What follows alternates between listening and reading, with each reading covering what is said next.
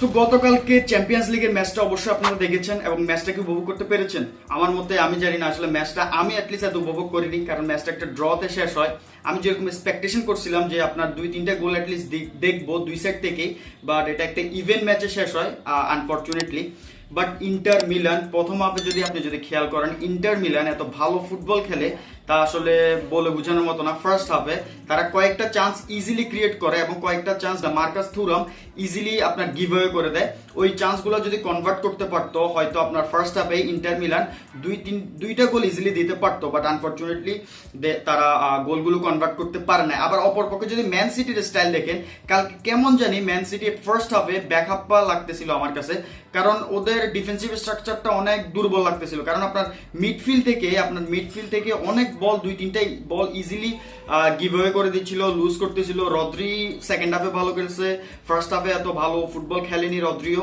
So yes, আপনার মিডফিল্ডের অবস্থান যদি দেখেন অনেক বাজে ফুটবল খেলছে আপনার ফার্স্ট হাফে ম্যান সিটি। বাট সেকেন্ড হাফে তারা অনেক ভালো ভালো কয়েকটা চান্স ক্রিয়েট করে, আপনার বার্নার্ডো সিলভা কয়েকটা চান্স ক্রিয়েট করে এবং বাট কেভিন ডি ব্রুইনে দুইটা ভালো চান্স ক্রিয়েট করে, যেগুলো হয়তো আপনার হালান্ড কনভার্ট করতে পারে না। আর হালান্ড কালকের গত ম্যাচে গোস্ট হয়ে গেছিল, মানে একেবারে আপনার পাত্তাই পাই না টোটালি হালান্ড, কেন জানি না। বাট ও দেখেন ও প্রিমিয়ার লিগে একরকম খেলে, ও চ্যাম্পিয়ন্স লিগ আসলে ওর কি হয়ে যায় আসলে জানি না। প্রিমিয়ার লিগে 4-5 ম্যাচে 9-10টা গোল করে দিচ্ছে, বাট আপনার চ্যাম্পিয়ন্স লিগ আসলে ও টোটালি বসে যায়। আমি জানি না, এটা আসলে মিডফিল্ডে দোষ দিতে পারবেন। গতকালকের ম্যাচটাতে ম্যান সিটির মিডফিল্ড থেকে ওরকম বল সাপ্লাই হয় নাই হালান্ডের কাছে যে হালান্ড আপনার গোলে কনভার্ট করতে পারবে। যদিও দুইটা হেডার চান্স ছিল, বাট ওগুলো কাজে লাগাইতে পারে নাই হালান্ড আনফরচুনেটলি। অপরদিকে যদি ইন্টার মিলানের খেলা যদি লক্ষ্য করেন, ওরা ডিফেন্সিভলি এত সলিড ছিল। আসলে ওরা ইটালিয়ান টিম সবাই আসলে ডিফেন্সিভলি অনেক সলিড থাকে। তাদের ডিফেন্সিভ স্ট্রাকচারটা মেনটেন করা ওদের জন্য কেমন জানি একটা বাধ্যতামূলক হয়ে দাঁড়ায় প্রতিটা ম্যাচে। তারা অনেক ভালো ডিফেন্সিভ স্ট্রাকচার মেনটেন করতে পারে।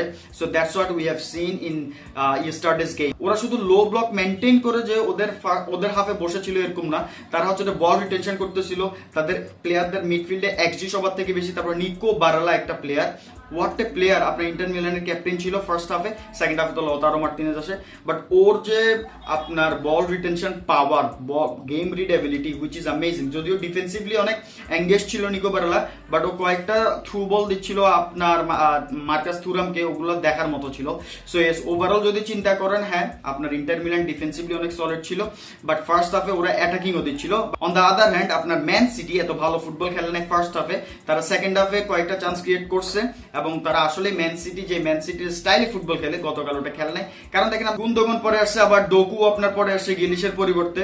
So yes, they have played a good game, ধরতে পারেন ডিসেন্ট গেম। এখনো লিগের 7টা ম্যাচ রয়ে গেছে, সো ওগুলো আসলে দেখবো ওগুলোতে কিরকম পারফরমেন্স করে ম্যান সিটি। অন্যদিকে Inter Milan they played a very very good game. তারা আসলে এটা থেকে একটা ম্যান সিটির কাছ থেকে যদি একটা ড্র অ্যাকসেপ্ট করে, তাই এটা আসলে ওদের জন্য অনেক বড় ব্যাপার, কারণ ম্যান সিটি লেভেলটা এখন ওই যায়। সো আরেকটা প্লেয়ার নিয়ে কথা বলবো, সেটা হচ্ছে ইয়ান সোমের, আপনার ইন্টার মিলানের গোলকিপার। ওর গোলকিপিংটা জাস্ট গতকাল অসাধারণ ছিল, এত ভালো ভালো কয়েকটা সেভ দিছে, that is totally out of the world. এবং আমার মনে হয় ও সিরিয়াতে যেরকম পারফরমেন্স দিয়ে আসতে ছিল, সেম এক্সাক্ট পারফরমেন্স আপনার চ্যাম্পিয়ন্স লিগের ফার্স্ট ম্যাচে সিটির বিপক্ষে দেয়। আপনার গুন্দোগনের দুইটা হেডারও ইজিলি সেভ করে, তারপরে ফিল ফোডেনের একটা শট, অনেক ভালো একটা শট সেভ করে, তারপর আপনার গার্ভিদলের একটা লং রেঞ্জের শট অনেক ভালো সেভ করে। ওভারঅল চিন্তা করেন তাহলে অবশ্যই Yann Sommer had his impact in last game of Inter Milan. So yes, that is the match of Inter Milan and Man City. So moving towards the next game, সেটা হচ্ছে আপনার Barcelona versus Monaco, যেটা আজকে রাতে অনুষ্ঠিত হবে আপনার 1টা বাজে। সো গেমটা নিয়ে অনেক এক্সপেকটেশন রয়েছে, কারণ আপনার প্রি সিজন যদি দেখেন আমরা মোনাকোর বিপক্ষে অনেক বাজেভাবে হারি, 3-2 নাকি 4-2 তে আমরা হারি ইজিলি। সো ওটার একটা রিভেঞ্জের অপশন রয়েছে আমাদের ইতিমধ্যে। আমরা মোনাকোকে অনেক ভালো একটা পজিশনে পাইছি যে আমরা হয়তো ভালো ফুটবল খেলে ওদেরকে হারাইতে পারবো। তো let's see what Barcelona and Hansi Flick do in today's match. So main কথা যেটা আজকে বার্সেলোনার স্কোয়াডে আমাদের কাছে মিডফিল্ডে ড্যানি অলমো নাই। ড্যানি অলমো হচ্ছে যে বিগত ম্যাচে আপনার ইনজুর্ড হয়েছে, সো ওর আসতে অনেক লেট হবে। ও হয়তো 1 মাসের জন্য আপনার ইনজুরিতে গেছে, ইনজুরির পরে ব্যাক করবে। সো আনফরচুনেটলি আমাদের এই সিজন খালি ইনজুরি আর ইনজুরির মধ্য দিয়ে যাচ্ছে। সো আজকে কিভাবে মোনাকোর এগেনস্টে আপনার বার্সেলোনার স্কোয়াডটা হওয়া উচিত আমার মতে, এটা নিয়ে আজকে ডিসকাস করবো। So let's see. সো বার্সেলোনাতে যেহেতু আপনার আমাদের একটা সেন্টার মিডফিল্ডার নাই যেটা ড্যানি অলমোর জায়গাটা আপনার ফুলফিল করতে পারে, সো এই জায়গায় আমরা একটা ফরমেশনে যাইতে পারি, সেটা হচ্ছে 4-2-1-3 তে, যেখানে আমাদের ব্যাকলাইনের মধ্যে সেন্টার ব্যাকে থাকবে আপনার পাও কুবার্সি এবং হচ্ছে আপনার ইনিগো মার্তিনেজ, এবং আমাদের লেফট সাইডে থাকবে হচ্ছে বালদে, এবং রাইট সাইডে থাকবে হচ্ছে আপনার কুন্দে। এবং আমাদের এখানে হচ্ছে মেইন টুইস্টার, যেখানে আমি সাজাচ্ছি আপনার পেদ্রি এবং কাসাদোকে, মার্ক কাসাদো এন্ড পেদ্রিকে আমি ডাবল পিভটে ডিফেন্সিভলি খেলাচ্ছি, কারণ আমাদের কোনো অপশন নাই, আমাদের কোনো একজন সেন্টার মিডফিল্ডার নাই যে আপনার 3 মিডফিল্ড ডায়মন্ডে খেলাবো। So yes, that's a very big loss for us. এবং আমি এখানে রাফিনাকে রাখবো, রাফিনাকে আমি ফলস 9 পজিশনে খেলাবো, অ্যাটাকিং মিডফিল্ড অপশনে আপনার জোন 14এও থাকবে। কেন বলতেছি, কারণ দেখেন এই সিজন রাফিনা অনেক ভালো ভালো আপনার অ্যাসিস্ট গুলো প্রোভাইড করতেছে। ওর কেমন জানি না টাচ, ফুটবলে যে একটা টাচের ব্যাপার রয়েছে, ওটা অনেক অনেক ভালোভাবে সলিড ভাবে ওর পায়ে ফিরে এসেছে। So that is amazing. এবং ওর কাছে বলটা গেলে কেমন জানি না আমার এখন একটা কনফিডেন্ট লাগে যে না, Raphinha can do something, can pool of some good passes. এই কথাটা চিন্তা করে আমার মনে হয় রাফিনাকে আপনার অ্যাটাকিং মিডে খেলানো উচিত, যেহেতু আমাদের কাছে এখন কোনো প্রপার সেন্টার মিডফিল্ডার নাই। So this would be a good option to go with.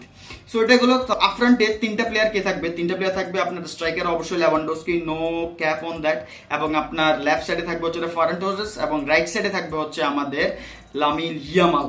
So yes, this formation could be our today's formation against Monaco. আমার মতে এই ফরমেশনটা গেলে অনেক ভালো হবে। So let's see what Hansi Flick could do in today's match. So আমার মনে করি এটা একটা লিথেল একটা অপশন হবে এই ফরমেশনে যাওয়াটা, যেহেতু আমাদের কাছে কোনো আপনার সেন্টার মিডফিল্ডের অপশন নাই যেটা আমরা 3 ডায়মন্ড মিডফিল্ডে খেলাইতে পারবো। So yes, it's a big loss for Barcelona. Hopes are high, Barcelona is doing great, and তারা সিজনের স্টার্টটা অনেক ভালো করছে। আশা করি we would watch some great game today. So yes, সবাই বার্সেলোনা ম্যাচটা দেখবেন, যারা বার্সা ফ্যান আছেন অবশ্যই দেখবেন। আর যদি ভিডিওটা ভালো লেগে থাকে, অ্যানালাইসিসটা ভালো লেগে থাকে, অবশ্যই ভিডিওতে লাইক করবেন, কমেন্ট করবেন, এবং অবশ্যই আমার চ্যানেলটাকে সাবস্ক্রাইব করবেন, এবং ফেসবুকে দেখে থাকলে অবশ্যই এটাকে ফলো করবেন। সো ইয়েস, আপনাদের একটা সাবস্ক্রাইব আমাকে অনেক অনুপ্রাণিত করে প্রতিটা ভিডিও মেক করতে। Please please please subscribe man, I am working so hard.